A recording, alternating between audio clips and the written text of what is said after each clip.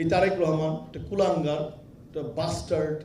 আমি রাজনীতি করি, আমি জীবন দিয়ে রাজনীতি করি। তা আমার লোকে মুসলিমগিরি, তা আমি তো বলি যে আসো আমার সামনে এসে বসো, কয়টা আয়াত জানো, সূরা জানো একটু দিই। কারণ আমার মতো অত মেধা ওদের নাই, আছে ওদের মাথা ভরা খালি গোবর কাউডা।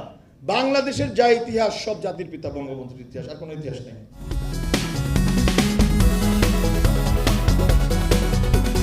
নাগরিক বিনোদন। সবাইকে রাজনীতি করতে হবে এমন কোনো কথা নেই। রাজনীতি করার মেধা এবং যোগ্যতা লাগবে, প্রজ্ঞা লাগবে, শিক্ষা লাগবে। মানে ওই টোকাইদের মতো করে রাজনীতি করলে চলবে না।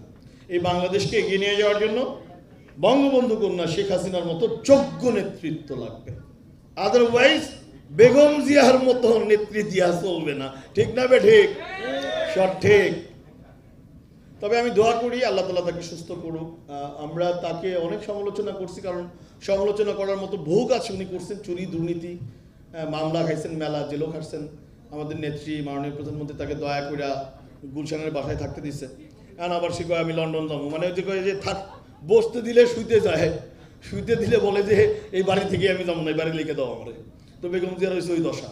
তো যাই হোক, আমি দোয়া করি যে উনি যেন সুস্থ হয়ে যান। কারণ ৭৬-৭৭ বছর বয়স, আসলে আমার মার চেয়েও সে বয়সে বড়। তার প্রতি আমার অনেক অনেক সিম্প্যাথি আছে, কিন্তু তার রাজনীতিকে আমি তীব্রভাবে ঘৃণা করি। কারণ ওটা কোনো রাজনীতি না, ওটা খুন খারাপের রাজনীতি, ঠিক না? বঙ্গবন্ধু কন্যাকে হত্যা করার রাজনীতি, এটা আমি সমর্থন করি না। হ্যাঁ, এবং বেগম জিয়াকে কিন্তু আমরা কোনোদিন হত্যা করতে চাইনি, চাইছি কোনো দিন না। তো ওরা আমাদের মাকে হত্যা করতে চায় কেন, শেখ হাসিনাকে?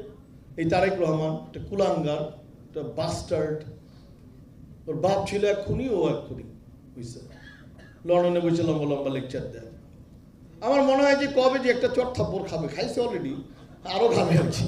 আর্মিদের কাছে খাইছে, এখন আমাদের কাছে খাবে আর কি। একটু ওয়েট করতে হবে আর কি। আসতেছি আমি লন্ডনে, ইনশাআল্লাহ দেখা হয়ে যাবে। কি ঠিক আছে? পারবো না? ঠিক পারবো, অবশ্যই পারবো। পারবো না মা।